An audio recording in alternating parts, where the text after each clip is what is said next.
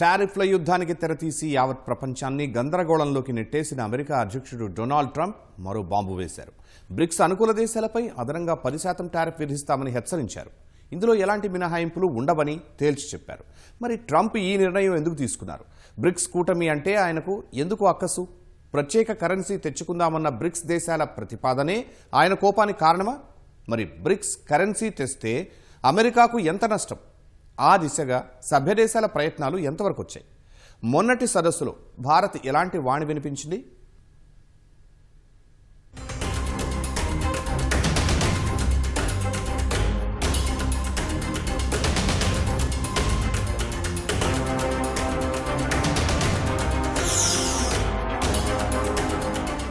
మిత్రుడైనా శత్రువైనా తనకు ఒకటే అంటూ ప్రపంచ దేశాలతో టారిఫ్ యుద్ధం చేస్తున్న అమెరికా అధ్యక్షుడు డొనాల్డ్ ట్రంప్ కన్ను తాజాగా బ్రిక్స్ కూటమిపై పడింది. ఈ నెల 6-7 తేదీల్లో బ్రెజిల్లో బ్రిక్స్ దేశాల కూటమి సదస్సు జరగ్గా అది కొనసాగుతున్న సమయంలోనే ట్రంప్ ఓ హెచ్చరిక జారీ చేశారు. బ్రిక్స్ అనుకూల దేశాలపై అదనంగా 10% విధిస్తామని ట్రంప్ స్పష్టం చేశారు. ఆ తర్వాత మంగళవారం జరిగిన కేబినెట్ సమావేశంలో కూడా ఇదే రకమైన హెచ్చరిక చేశారు. బ్రిక్స్ కూటమి అమెరికా వ్యతిరేక వైఖరి అనుసరిస్తోందని అన్నారు. అమెరికాను నొప్పించడానికే బ్రిక్స్ ఏర్పాటైందని, డాలర్ను దిగజార్చడానికి అది ప్రయత్నిస్తోందని అన్నారు. బ్రిక్స్ ఆటలాడడానికి ప్రయత్నిస్తే తాను ఆడతానని అన్నారు. అయితే బ్రిక్స్ కూటమిని ట్రంప్ ఇంతలా ఆడిపోసుకోవడానికి, మనసులోని అక్కసంతా వెళ్లగక్కడానికి చాలా కారణాలే ఉన్నాయి. తమ దేశాన్ని సవాల్ చేసే ఇతర ఏ దేశాన్ని సహించలేని ట్రంప్ డాలర్కు ప్రత్యామ్నాయంగా కూటమి తరపున మరో కరెన్సీ తెద్దామని బ్రిక్స్ కూటమి ఆలోచిస్తున్న నేపథ్యంలో ట్రంప్ ఈ హెచ్చరికలు చేసినట్లు భావిస్తున్నారు.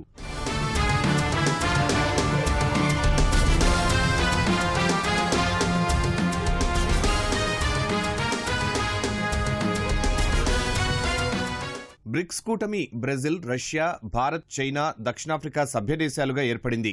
ఆ తర్వాత Egypt, Ethiopia, Indonesia, Iran, UAE సభ్యులుగా చేరాయి. ఈ కూటమిలోని రష్యా, చైనా అమెరికాకు శత్రు దేశాలు. అయితే అంతర్జాతీయ వాణిజ్యంలో అమెరికా డాలర్పై ఆధారపడ్డాన్ని తగ్గించుకోవాలని బ్రిక్స్ దేశాల ఆలోచన. ఇందుకు ప్రత్యామ్నాయంగా ఉమ్మడి బ్రిక్స్ కరెన్సీ తీసుకురావాలని చాలా కాలంగా అనుకుంటున్నాయి. కొన్ని దేశాలు తమ సొంత దేశాలతో వాణిజ్యం చేసుకుంటున్నాయి కూడా. ఇదే ట్రంప్నకు ఆందోళన కలిగిస్తోంది. ఈ దిశగా కార్యాచరణ ప్రారంభం కాకుండా బ్రిక్స్ కూటమి సొంత కరెన్సీని తెచ్చుకుంటే అంతర్జాతీయంగా అమెరికా ఆర్థిక శక్తి బలహీనపడుతుంది. బ్రిక్స్ కూటమి ఉమ్మడి కరెన్సీ డాలర్పై చూపించే ప్రభావం ఏ మేరకు ఉంటుందన్న విషయం ప్రస్తుతానికి అస్పష్టంగా ఉన్న అమెరికా కరెన్సీ ఆధిపత్యానికి సవాల్ విసరవచ్చని నిపుణులు చర్చించుకుంటున్నారు. అమెరికా ఆంక్షల ప్రభావాన్ని తగ్గించి డాలర్ విలువను క్షీణించేలా చేయవచ్చనే అంచనాలు ఉన్నాయి. స్వప్రయోజనాలు తప్ప ఏమీ పట్టని ట్రంప్ ఈ అంచనాలు, భయాల వల్లే బ్రిక్స్ కూటమిపై విమర్శలు గుప్పించారు.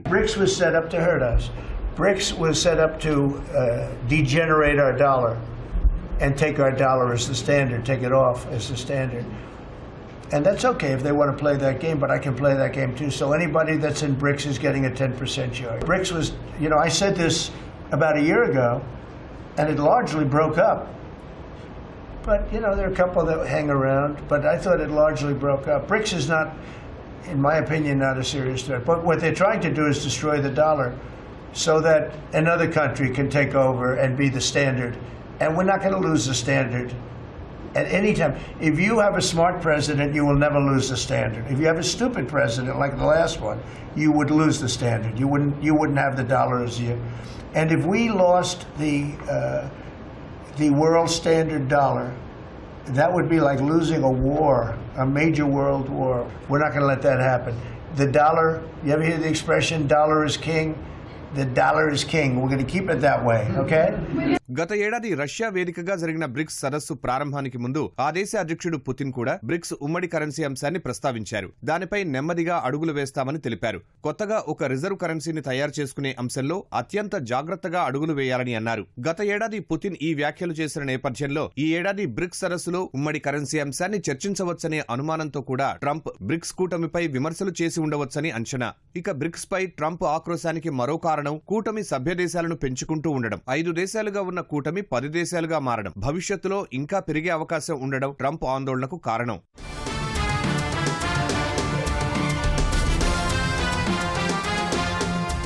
అమెరికాకు శత్రు దేశాలైన రష్యా, చైనాలు సభ్యదేశాలుగా ఉన్న కూటమి విస్తరిస్తే అంతర్జాతీయంగా తమ ఆధిపత్యానికి గండిపడుతుందని ట్రంప్ భయం.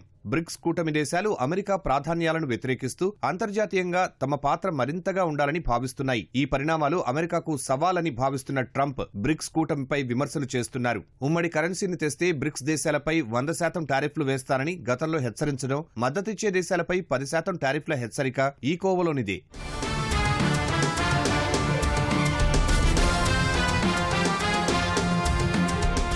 బ్రిక్స్ సదస్సుకు రష్యా, చైనా, ఈజిప్ట్, ఇరాన్ అధ్యక్షులు హాజరు కాలేదు. సదస్సు పలు తీర్మానాలను చేసింది. పహల్గాం ఉగ్రవాద దాడిని ఖండించింది. ఉగ్రవాదాన్ని ఎంతమాత్రమూ సహించరాదని, ఆ రక్కసుపై పోరాటంలో ద్వంద్వ ప్రమాణాలు వీడాలని పిలుపునిచ్చింది. ట్రంప్ ఏకపక్షంగా పెంచుతున్న సుంకాలపై బ్రిక్స్ సదస్సు ఆందోళన వ్యక్తం చేసింది. శాంతి, రక్షణ, అంతర్జాతీయ సుస్థిరతను ప్రోత్సహించాలని తీర్మానించింది.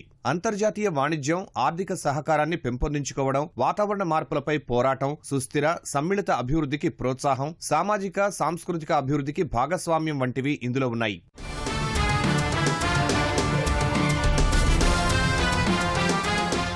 బ్రిక్స్ సదస్సు వేదిక నుంచి ప్రధాని నరేంద్ర మోదీ భారత్ వాణిని గట్టిగా వినిపించారు. పాకిస్తాన్ పాల్పడిన పహల్గాం ఉగ్రదాడి అంశాన్ని లేవనెత్తిన మోదీ అది భారతదేశ ఆత్మ, గౌరవం, గుర్తింపుపై జరిగిన ప్రత్యక్ష దాడి అని పేర్కొన్నారు. ఉగ్రవాదంపై ఉమ్మడిగా పోరాడదామని పిలుపునిచ్చారు. ఉగ్రవాదులపై ఆంక్షలు విధించేందుకు ఎంతమాత్రమూ వెనుకాడరాదని పేర్కొన్నారు. అదే సమయంలో వివిధ అంశాల్లో దక్షిణార్ధగోళ దేశాల పట్ల కొనసాగుతున్న వివక్షను గట్టిగా ప్రశ్నించారు. అభివృద్ధి, వనరుల పంపిణీ, భద్రత సహా అన్నింటా ఈ దేశాల పట్ల ద్వంద్వ ప్రమాణాలను అనుసరిస్తున్నారని మోదీ ఆవేదన వ్యక్తం చేశారు. పర్యావరణ పరిరక్షణకు ఆర్థిక సాయం, సుస్థిర అభివృద్ధి, సాంకేతికత లభ్యత వంటి అంశాల్లో దక్షిణార్ధగోళ దేశాలకు కంటితుడుపు చర్యలు తప్ప ఏమీ దక్కడం లేదని అన్నారు. 20వ శతాబ్దంలో ఏర్పాటైన అంతర్జాతీయ సంస్థల్లో ప్రపంచ జనాభాలోని 2/3 మందికి ప్రాతినిధ్యం లభించడం లేదని అన్నారు. రష్యా, ఉక్రెయిన్ యుద్ధం, ఇజ్రాయెల్ హమస్ పోరాటం, ఇరాన్ ఇజ్రాయెల్ యుద్ధం విషయంలో ఐక్యరాజ్యసమితి భద్రతా మండలి పాత్రపై చాలా విమర్శలు వచ్చాయి. అంతర్జాతీయ సమస్యలను పరిష్కరించి శాంతిని నెలకొల్పడంలో అవి ఘోరంగా విఫలమవుతూ ఉండడమే ఇందుకు కారణం. ఈ నేపథ్యంలో భద్రతా మండలిని సంస్కరించాలని చాలా కాలంగా కోరుతున్న ప్రధాని మోదీ బ్రిక్స్ సదస్సు వేదికగా ఈ అంశాన్ని మరోసారి గట్టిగా ప్రస్తావించారు. భద్రతా మండలిని సంస్కరించాల్సిందే అని స్పష్టం చేశారు. అంతర్జాతీయ సంస్థలు 80 ఏళ్లలో ఒక్కసారి కూడా సంస్కరణల ద్వారా అప్డేట్ కాకపోవడం ఆమోదయోగ్యం కాదన్నారు. ప్రస్తుత ప్రపంచానికి కొత్త బహుళ ధ్రువ సమ్మిళిత వ్యవస్థలు అవసరమని మోదీ అభిప్రాయపడ్డారు. అంతర్జాతీయ సంస్థల్లో సమగ్ర సంస్కరణలతోనే ఆ దిశగా మార్పు మొదలవ్వాలని సూచించారు. ఇక క్రిటికల్ మినరల్స్ ను ఏ దేశమూ స్వార్థ ప్రయోజనాలకు వాడుకోకుండా అడ్డుకోవాలని పిలుపునిచ్చారు.